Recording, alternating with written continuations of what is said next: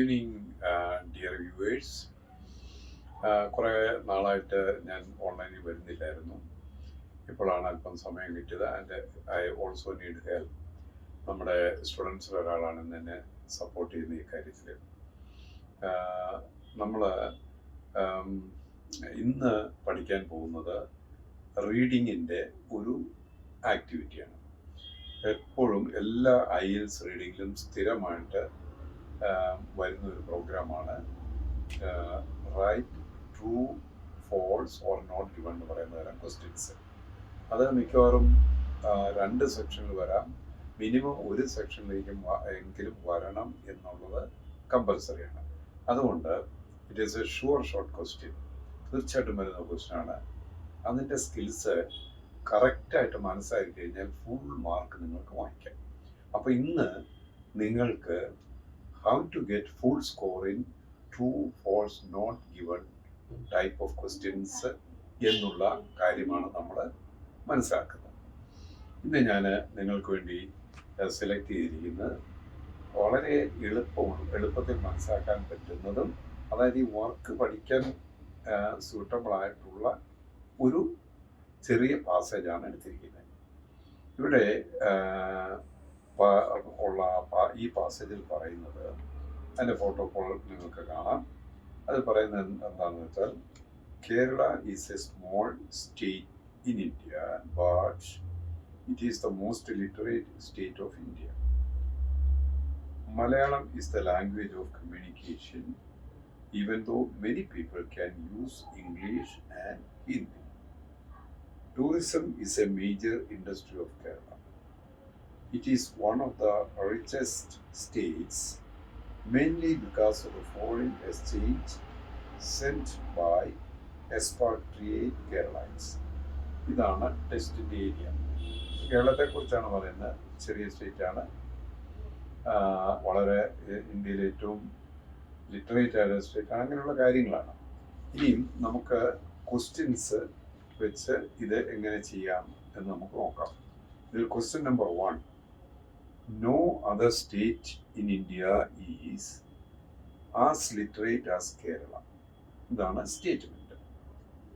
ഇതിൻ്റെ അർത്ഥം, വേറെ ഒരു സ്റ്റേറ്റും കേരളം പോലെ ലിറ്ററേറ്റ്, അതായത് എഴുതാനും വായിക്കാനും അറിയുന്ന ആൾക്കാരുള്ള വേറെ ഒരു സ്റ്റേറ്റും ഇല്ല, ഇന്ത്യയിൽ ഇല്ല എന്നാണ്.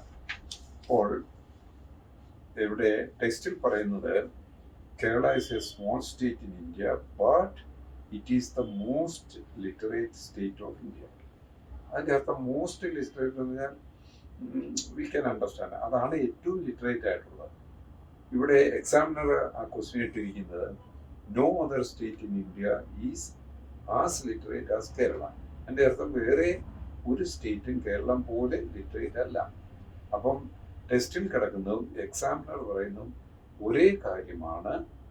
ആശയപരമായ അർത്ഥം മനസ്സിലാക്കുമ്പോൾ ഒന്നാണെന്ന് നമുക്ക് കാണാൻ സാധിക്കും. അതുകൊണ്ട് ഇതിൻ്റെ ആൻസർ ട്രൂ എന്നുള്ളതാണ്. It is unambiguous. ഒരു സംശയവുമില്ലാതെ ട്രൂവിലെത്താൻ പറ്റും. പല സ്റ്റുഡൻസിന് തെറ്റിപ്പോകുന്ന ഈ കാര്യം വ്യക്തമായിട്ട് മനസ്സിലാക്കാത്തത് കൊണ്ടാണ്. അപ്പം നിങ്ങൾ റീഡിങ് ചെയ്യുമ്പോൾ ആദ്യമൊക്കെ നിങ്ങൾ ധാരാളം സമയം എടുത്ത് വായിച്ച് മനസ്സിലാക്കി നിങ്ങളുടെ കോംപ്രിഹെൻഷൻ വർദ്ധിപ്പിച്ച് കഴിഞ്ഞാൽ കറക്റ്റ് ആൻസർ കാണുന്നത് നിങ്ങൾക്ക് മനസ്സിലാക്കാൻ പറ്റും. അതിനൊരു ബുദ്ധിമുട്ടില്ല. ഇനി ഈ ടെസ്റ്റിൽ രണ്ടാമത്തെ question, Kerala is the smallest state in India എന്ന് പറയും. ടെസ്റ്റിൽ പറയുന്നത്, Kerala is a small state in India. അപ്പോൾ ഇത് രണ്ടും ഒന്നാണോ? Kerala is the smallest state in India എന്ന് പറയുന്നു എക്സാമിനർ. ടെസ്റ്റിൽ പറയുന്നു Kerala is a small state in India. അപ്പോൾ നോ ആണോ നോട്ട് ഗിവൺ ആണോ എന്ന് ഇപ്പോൾ പലർക്കും തലവേദന തുടങ്ങും. ഇതിൽ എ സ്മോൾ സ്റ്റേറ്റ് ആണെന്നുള്ളത് പറയുന്നുണ്ട്. അതിനെതിരാണ് it is the smallest state എന്ന് പറയുന്നത്. അതിൻ്റെ ഒരു തന്നിരിക്കുന്ന ഇൻഫർമേഷന് വിരുദ്ധമായി വേറൊരു ഇൻഫർമേഷൻ തന്നിരിക്കുകയാണ്. അതുകൊണ്ട് നമ്മളിവിടെ കറക്റ്റ് ആൻസർ കൊടുക്കേണ്ടത് ഫോൾസ് ആണ്. ഇത് പലരും നോട്ട് ഗിവൺ പോകാൻ സാധ്യതയുണ്ട്. അങ്ങനെ ചെയ്യേണ്ടതില്ല. കാരണം ദി ഇൻഫർമേഷൻ ഈസ് ദെയർ. എന്ത് ഇൻഫർമേഷൻ ഉള്ളത്? Kerala is a small state എന്ന് പറയുന്നുണ്ടല്ലോ. പക്ഷേ എക്സാമിനർ പറയുന്നത് Kerala is the smallest state. അപ്പോൾ നമ്മുടെ മനസ്സിലോട്ടനെ അറിയാം, നമുക്കറിയാം it's A small state. Small state അല്ല. അതുകൊണ്ട് ആൻസർ എന്താണ്? ഫോൾസ് ആണ്. Number 3. The question is, most people speak English and Hindi. Okay, ആ ഇംഗ്ലീഷ് ഹിന്ദി എന്ന് കാണുന്ന ചാടി വീണ് ട്രൂ എഴുതുന്ന ധാരാളം സ്റ്റുഡൻസ് ഇവിടെ ഇപ്പോൾ പഠിക്കുന്നവരിൽ പലയിടത്തുനിന്ന് എഴുതി വന്നവരൊക്കെ അങ്ങനെ പോകുന്നതായിട്ട് ഞാൻ കാണുന്നത്. ആ അനുഭവം വെച്ചാണ് ഞാനിപ്പോൾ ഇത് എക്സ്പ്ലെയിൻ ചെയ്യാൻ ഞാൻ ഉദ്ദേശിക്കുന്നത്, എനിക്ക് കഴിയുന്നതും. അപ്പോൾ ഇവിടെ നമ്മുടെ ടെസ്റ്റ് പറയുന്നത് ദ ലാംഗ്വേജ് ഓഫ് കമ്മ്യൂണിക്കേഷൻ ഏതാണ്? മലയാളമാണെന്ന് പറയുന്നു. Even though many people can use English and Hindi. ഒരുപാട് പേർക്ക് ഇംഗ്ലീഷും ഹിന്ദിയും ഉപയോഗിക്കാൻ കഴിയും എന്നാണ് പറഞ്ഞത്. ഒരുപാട് പേർക്ക് എന്നാണ് പറഞ്ഞിരിക്കുന്നത്, മനസ്സിലല്ലോ. പക്ഷെ നമ്മുടെ ക്വസ്റ്റ്യൻ പറയുന്ന മോസ്റ്റ് പീപ്പിൾ സ്പീക്ക് ഉപയോഗിക്കാൻ കഴിയുമെന്ന് പറയുമ്പോഴത്തേക്കും അതിൻ്റെ അർത്ഥം ചിലപ്പോൾ എഴുതാനായിരിക്കും, ചിലപ്പോൾ വായിക്കാനായിരിക്കും. പക്ഷെ ഇവിടെ പറയുന്ന എല്ലാവരും most people speak English and Hindi എന്നാണ്. അത് ഈ ടെസ്റ്റിൽ ഇല്ല. അതുകൊണ്ട് വ്യക്തമായി ഇതിൻ്റെ ആൻസർ എന്താണ്? നോട്ട് ഗിവൺ ആണ്. ഇനിയും നിങ്ങൾക്ക് മനസ്സിലാക്കാൻ ഞാൻ പ്രതീക്ഷിക്കുന്നു. നിങ്ങൾ ഇത് കേട്ടിട്ട് വീണ്ടും ചെക്ക് ചെയ്ത് ഞാൻ പറഞ്ഞു തരുന്നത് ശ്രദ്ധിച്ച് നോക്കിക്കഴിഞ്ഞാൽ എൻ്റെ ആൻസറിങ്, എൻ്റെ റീസണിങ് കറക്റ്റ് ആണെന്ന് നിങ്ങൾക്ക് മനസ്സിലാകും. നിങ്ങൾക്ക് അതുപോലെ നിങ്ങളുടെ വർക്ക് പ്രാക്ടിക്കലി റിയൽ ടെസ്റ്റുകൾ വരുമ്പോൾ ചെയ്യാനും സാധിക്കും. ഓക്കെ, അടുത്തതായിട്ട് നമ്പർ 4ലേക്ക് പോകണം. ഇവിടെ പറയുന്നത് some people can understand English. Some people നോക്കുക, ഇവിടെ നമ്മൾ ഇംഗ്ലീഷിനെ ഹിന്ദിയെക്കുറിച്ചും പറയുമ്പോൾ many people can use English എന്ന് പറയുന്നുണ്ട് ടെക്സ്റ്റിൽ. പക്ഷേ നമ്മുടെ എക്സാമിനർ ഇട്ടിരിക്കുന്നത് some people can understand English എന്നാണ്. What do you think is the answer? True ആണോ, അതോ ഫോൾസ് ആണോ, അതോ നോട്ട് ഗിവൺ ആണോ എന്നുള്ളൊരു പ്രോബ്ലം നിങ്ങൾക്ക് ഇപ്പോൾ വരുന്നുണ്ട്, ഐ നോ. പക്ഷെ വളരെ വ്യക്തമാണ്. നിങ്ങൾ നോക്കി എന്താണ് പറഞ്ഞിരുന്നത്? Many people can use English എന്നുള്ളത് എന്താക്കി മാറ്റി? Some people can understand English. മനസ്സിലല്ലോ, യൂസ് ചെയ്യുന്ന ആൾ അണ്ടർസ്റ്റാൻഡും ചെയ്യുന്നുണ്ടല്ലോ. പക്ഷെ മെനി പീപ്പിൾ ആണോ, സം പീപ്പിൾ ആണോ? അപ്പോൾ സം പീപ്പിൾ എന്ന് ഇവിടെ കൊടുത്തിരുന്നു, ഓതർ പറയുന്നത് മെനി പീപ്പിൾ എന്നുമാണ്. Therefore the answer is false. അതായത് ഓതർ പറയുന്നതിന് വിരുദ്ധമായത് ഒരു എററോട് കൂടിയാണ് ആൻസർ നമ്പർ 4 കിടക്കുന്നത്. അതിലൊരു എററുണ്ട്. അതായത് ആശയപരമായ വ്യത്യാസം അതിൽ വന്നിട്ടുണ്ട്, മിസ്റ്റേക്ക് വന്നിട്ടുണ്ട്. അങ്ങനെ വരുമ്പോൾ നമുക്ക് അതിനെ ഫോൾസിൽ ഉൾപ്പെടുത്താം. ഇവിടെ ടെസ്റ്റിൽ ഇല്ലാത്ത കൃത്യമായി ഇല്ലാത്തൊരു കാര്യം വരുമ്പോഴാണ് നമ്മളത് എന്താക്കുന്നത്? നോട്ട് ഗിവൺ എന്ന് കൊടുക്കേണ്ടത്. അപ്പോൾ അത് ചെയ്യാൻ വളരെ എളുപ്പമാണ്. നിങ്ങൾ കുറച്ച് ശ്രദ്ധയോടെ ഇപ്പോൾ ഞാനീ പഠിപ്പിക്കുന്നത് നല്ലപോലെ പ്രാക്ടീസ് ചെയ്താൽ പിന്നെ വരുന്നതെല്ലാം ഇതൊരു കീ ആണ്. It's a key and a shortcut for getting full score. Okay, let's continue now.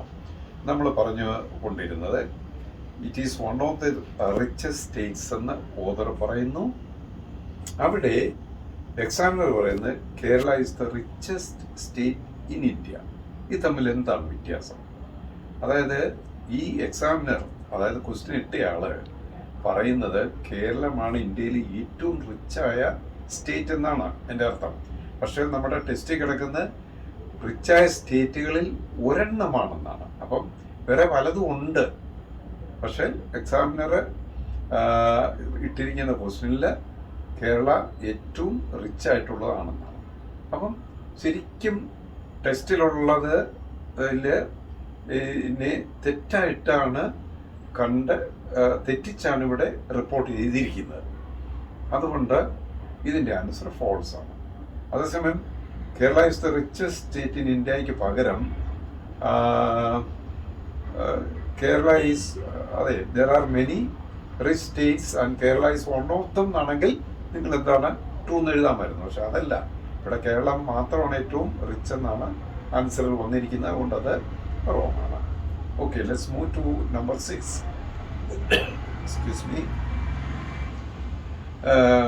എന്നിട്ട് കേരളം വളരെ റിച്ച് ആണെന്ന് പറയുന്നതിൻ്റെ കാരണം പറയുന്നത് എക്സ്പാട്രിയേറ്റ്സ്.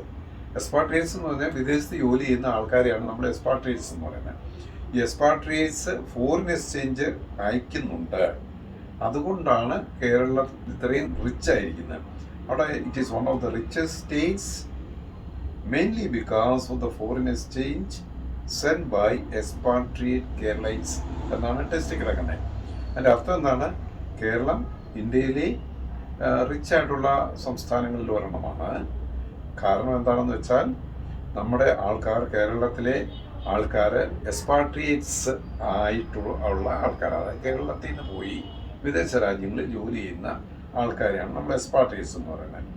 അങ്ങനെ ഉള്ള കേരള എക്സ്പാട്രിയേറ്റ്സ് അയക്കുന്ന പണം ധാരാളം ഫോറിൻ എക്സ്ചേഞ്ച് അയക്കുന്നുണ്ട്, അതുകൊണ്ടാണ് ഈ സംഭവം എന്നാണ് പറയുന്നത്. ഓക്കെ, നമുക്ക് നോക്കാം നമ്പർ 6. എക്സ്പാട്രിയേറ്റ്സ് ഫോർട്ടിഫൈ ചെയ്യുക എന്ന് പറഞ്ഞാൽ സ്ട്രെങ്തൻ അല്ലെ ബൂസ്റ്റ് എന്നാണ് അതിൻ്റെ അർത്ഥം, അതായത് ശക്തിപ്പെടുത്തുന്നു. അപ്പോൾ expatriates fortify the economy of the state. Yes, rich ആണെങ്കിൽ നല്ല ഇക്കണോമിയാണ്, സ്ട്രോങ് ഇക്കണോമിയാണ്, നല്ല ഇക്കണോമിക്കലി സ്റ്റേബിൾ സ്റ്റേറ്റ് ആണ് എന്നൊക്കെയാണ് അതിൻ്റെ അർത്ഥം. അപ്പം നമ്മൾ പറഞ്ഞത് എന്താണ്? എക്സ്പാട്രിയേറ്റ്സ് ഇതിൻ്റെ അകത്ത് മെയിൻ ഇതിലേക്ക് വരുമ്പോൾ ഒരു ഇൻഡയറക്റ്റ് ട്വിസ്റ്റ് ഇതിൽ കിടപ്പുണ്ട്. അപ്പം it is A richest state എന്നൊക്കെ പറയുമ്പോൾ കുറച്ചുകൂടെ ക്ലിയർ ആണ്. പക്ഷേ ഇവിടെ ഇച്ചിരൂടെ ഇൻഡയറക്റ്റ് ആയിട്ട് എക്സ്പാട്രിയേറ്റ്സ് ആണ് അതിന് കാരണമെന്ന് ടെസ്റ്റിൽ പറയുന്നുണ്ട്. അത് വെച്ച് എക്സാമിനർ പറയുന്നത് എന്താണ്? എക്സ്പാട്രിയേറ്റ്സ് നമ്മുടെ ഇക്കണോമിയെ അല്ലെ സ്റ്റേറ്റിൻ്റെ ഇക്കണോമിയെ ശക്തിപ്പെടുത്തുന്നു. ഫോർട്ടിഫൈ എന്ന് പറയാൻ ശക്തിപ്പെടുത്തുന്നതാണ്. അപ്പോൾ എന്താണ്? അത് ശരിയില്ലേ? കാരണം അവർ കാരണമാണ് നമ്മുടെ ഇക്കണോമി എന്താണ് it is one of the richest state ആയതിൻ്റെ കാരണം എക്സ്പാട്രിയേറ്റ്സ് ആണെന്ന് ഇവിടെ ടെസ്റ്റിലും പറയുന്നുണ്ട്. സോ ടെസ്റ്റിൽ പറയുന്ന നമ്പർ 6ഉം ഒന്ന് തന്നെയാണ്. അങ്ങനെ വരുമ്പോൾ നമ്മൾ എന്താണ്? ട്രൂ എന്നാണ് ആൻസർ.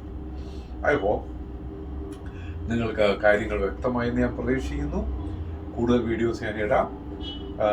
ഇന്നത്തെ ലെസൺസ്, ഇതിനു മുമ്പിലത്തെ പല ലെസൺസും കിടപ്പുണ്ട്, എല്ലാം നിങ്ങൾ കണ്ട് റിവൈസ് ചെയ്യണം, ലൈക്ക് ചെയ്യണം, ഷെയർ ചെയ്യണം, സപ്പോർട്ട് ചെയ്യണം. And I hope today you have a good experience. You already have a good experience. Wish you all the best and continue studying well. Thank you. Bye.